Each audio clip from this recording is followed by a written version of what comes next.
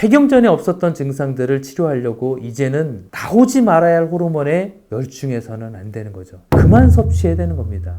이건 나오지 말아야 될 생리를 나오게 하려고 억지로 쥐어짜는 겁니다. 구독과 좋아요, 알람 설정 부탁드립니다.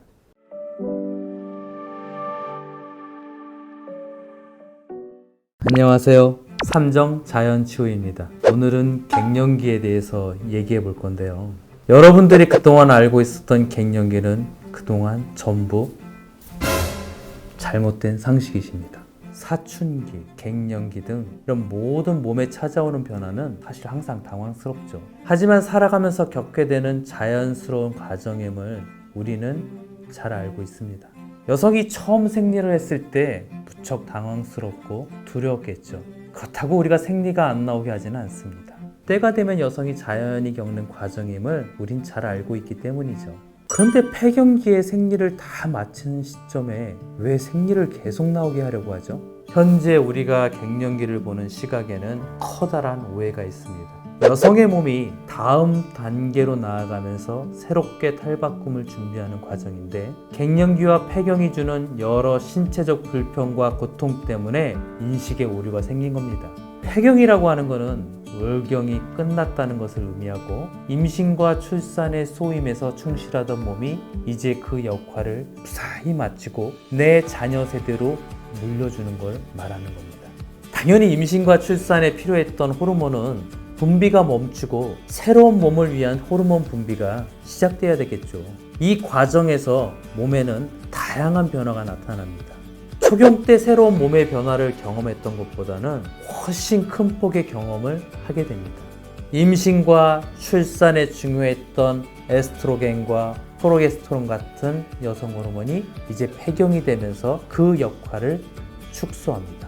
그 소임을 다했기 때문에 당연히 자연스러운 현상이죠. 하지만 대부분의 여성들은 마치 폐경과 갱년기를 여성으로서의 삶이 끝나버린 것처럼 느끼고 두려워합니다. 사실 한 단계 도약하기 위한 과정인데 말이죠. 초경부터 폐경까지는 자궁을 중심으로 몸의 기능이 순환됩니다. 여성은 갱년기 시기에 이를 때까지 뇌에서부터 위장, 소대장을 지나 방광, 자궁에 이르는 하향순환을 합니다.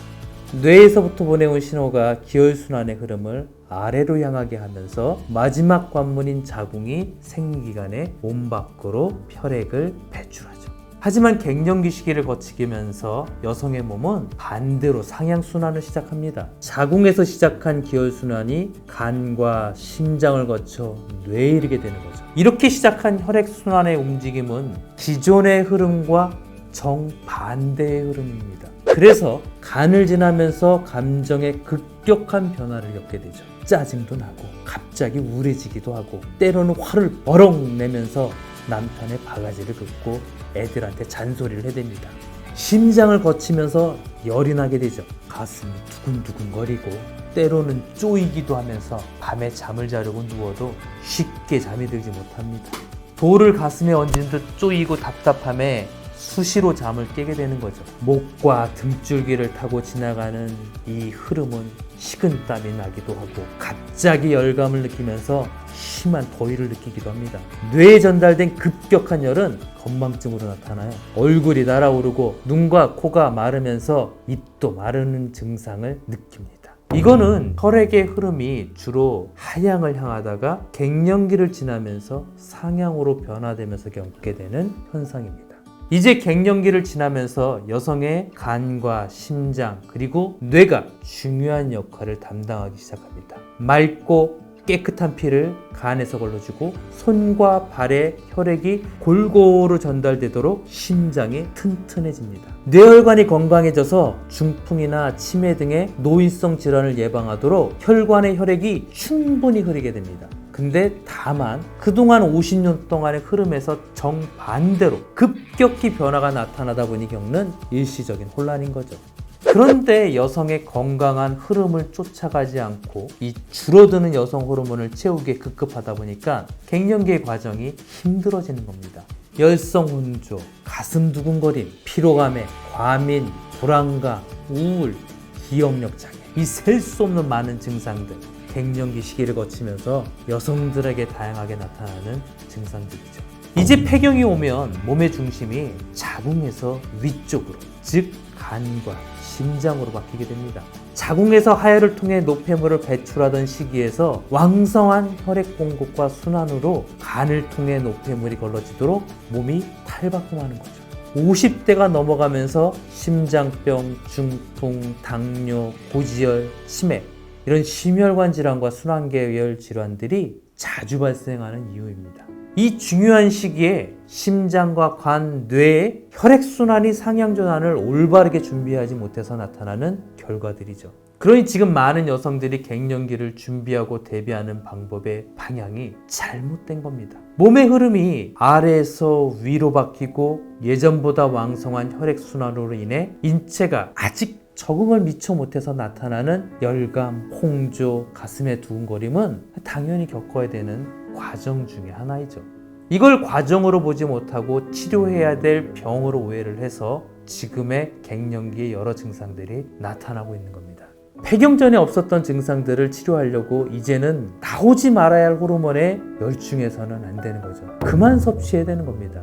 이건 나오지 말아야 될 생리를 나오게 하려고 억지로 쥐어짜는 겁니다. 우리는 이제 임신과 출산의 역할을 수행하던 몸에서 내 인생과 몸의 진정한 자유를 찾은 황금기를 향해 가는데, 이거 아직도 여성 호르몬제들을 먹으면서 이 중요한 변화의 시기를 발목을 잡고 있는 거죠. 우린 무엇을 해야 할까요? 통증과 불편함은 그동안의 익숙한 몸을 깨고 새로운 몸을 받아들이는 과정에서 나타나는 자연스러운 현상입니다. 그러므로 이 변화를 빠르고 매끄럽게 흘러가게 하는데 집중하고 새로운 삶을 받아들일 준비를 시작해야 되죠. 여기 독수리의 유명한 일화가 있습니다. 독수리의 평균 수명은 40년 아니면 70년이에요. 왜 이렇게 큰 차이가 날까요? 독수리가 40년 정도 살고 나면 부리가 너무 휘고 가슴을 파고들고 발톱이 접혀 무뎌지면서 깃털이 무거워 못 날게 됩니다. 이때 독수리는 현명한 독수리와 평범한 독수리로 나눠지게 돼요. 평범한 독수리는 이전의 삶을 계속 진행하다가 맹수의 위치를 잃어버리고 결국은 그대로 죽어버립니다. 하지만 현명한 독수리는 높은 하늘을 향해 올라가 사정없이 떨어지면서 자기 부리를 땅에 박아 부러뜨려 버려요. 그러면 그 늙고 휘어져 버린 부리가 부러지고 새로운 날카롭고 곱게 뻗은 부리가 자라나게 됩니다. 그리고 나면 그 부리로 발톱과 깃털을 뽑아 뾰족한 새 발톱과 가벼운 새 깃털을 자라나게 하는 거죠. 이 과정을 끝낸 독수리는 30년을 더 살게 되는 겁니다. 하늘의 제왕으로서. 여성이 남성보다 평균 한 10년을 더 살아요. 아직까지 이거에 대한 중요한 이유를 잘 찾지 못하는데, 저는 여자가 겪는 갱년기가 독수리의 새로운 탈바꿈 같은 역할을 하지 않나 그렇게 생각을 합니다. 우리는 이미 휘고 무뎌진 부리와 발톱에 여전히 투자하고 있는 겁니다. 폐경이란 반환점으로 새 삶과 젊음이 시작되는 이 중요한 시기를 잘 대비해야 합니다. 이제 100세 시대입니다. 남은 50년의 세월을 건강한 몸으로 지낼 수 있도록 우리 몸이 노력하고 있습니다. 이 시기를 얼마나 잘 대비하냐에 따라서 앞으로 찾아올 50년의 내 삶이 완전히 달라지는 겁니다. 갱년기와 폐경은 여성성의 종착지가 아닙니다. 병이 아닙니다. 내 다음 세대를 위해 임해야 했던 임신과 출산의 역할을 마치고 이제 건강한 나를 위한 50년을 맞이하는 건강한 시기입니다. 몸의 변화로 인해 겪어야 하는 여러 불편함들을 여성 호르몬을 부족이란 말로 질병으로 바라보는 지금의 안타까운 오해는 이제 멈춰야 합니다. 그것은 더 건강한 나를 만들기 위한 몸의 노력이고 자연스러운 흐름입니다. 여성의 자궁이 간과 심장에게 앞으로 잘 부탁한다며 중심 역할을 넘겨주는 과정입니다. 이제 다시 갱자를 쓰는 갱년기의 참 뜻을 알고 올바르게 대비해서 나를 기다리는 건강한 황금기를 향해 나아가셨으면 좋겠습니다. 갱년기는 여자의 삶이 끝난 슬프고 우울한 상황이 아니라 내 황금기를 나아가기 위해 준비하는 터닝 포인트입니다. 올바른 방향으로 나아가서 젊고 아름다운 여성으로 새롭게 태어나시기 바랍니다. 감사합니다.